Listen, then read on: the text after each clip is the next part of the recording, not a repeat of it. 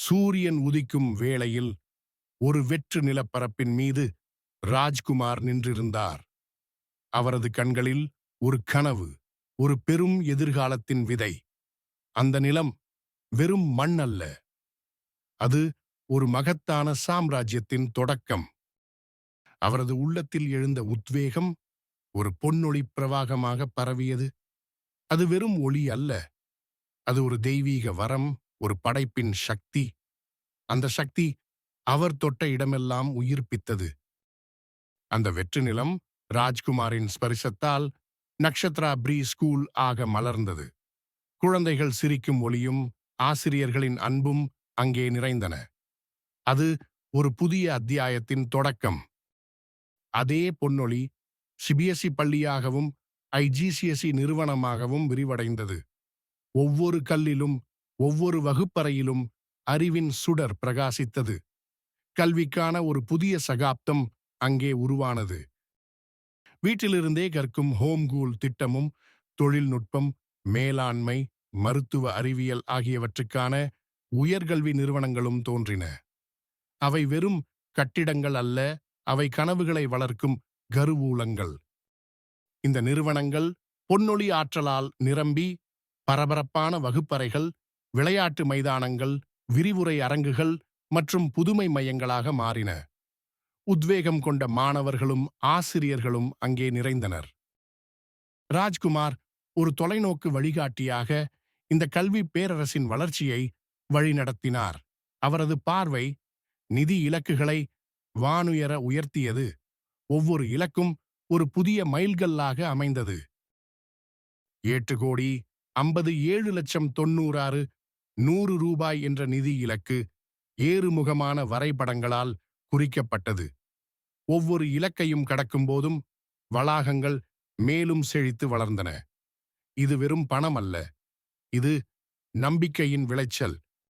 இந்த வளர்ச்சி வெறும் பொருளாதார முன்னேற்றம் மட்டுமல்ல, அது ஆயிரக்கணக்கான குடும்பங்களின் வாழ்வில் ஒளியேற்றியது.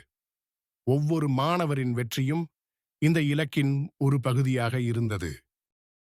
அதே பொன்னொளி ஸ்டோரி போர்ட் சென்னை யூடியூப் சேனலுக்கு உத்வேகம் அளித்தது. அது ஒரு சிறிய தொடக்கமாக இருந்தாலும் அதன் உள்ளே ஒரு பெரிய கனவு ஒளிந்திருந்தது. படைப்பாற்றலின் விதை அங்கே விதைக்கப்பட்டது. அந்த பொன்னொளி வரத்தால் story board Chennai YouTube channel, story board Chennai productions ஆக பரிணமித்தது. இது வெறும் பெயர் மாற்றம் அல்ல, இது ஒரு புதிய சகாப்தத்தின் பிறப்பு.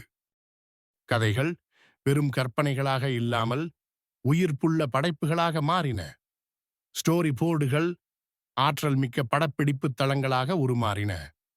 அங்கே குழுக்கள் திரைப்படங்கள், வலைத்தொடர்கள், ஆவணப்படங்கள் மற்றும் வரலாற்றுப் படங்களை உருவாக்கின.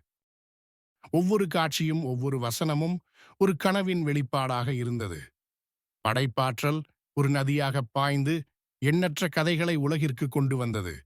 இது ஒரு கலை புரட்சி.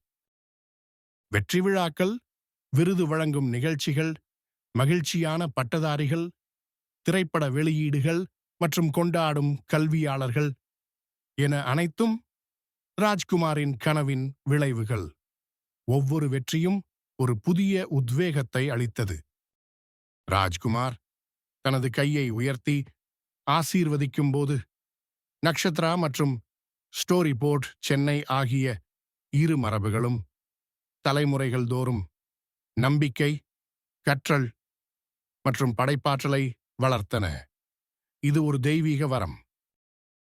இந்த மகத்தான பயணம் வெறும் ஒரு தனிநபரின் கனவு அல்ல, இது ஒரு சமூகத்தின் எழுச்சி, தொலைநோக்கு, அர்ப்பணிப்பு மற்றும் உத்வேகம் கொண்ட செயல்பாடு ஆகியவற்றின் மூலம் ஒரு தெய்வீக வரம் எவ்வாறு நனவாகிறது என்பதற்கு இது ஒரு சான்று.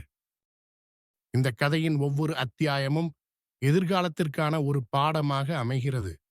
கனவு காணுங்கள், செயல்படுங்கள், உலகம் உங்களுக்காக காத்திருக்கிறது.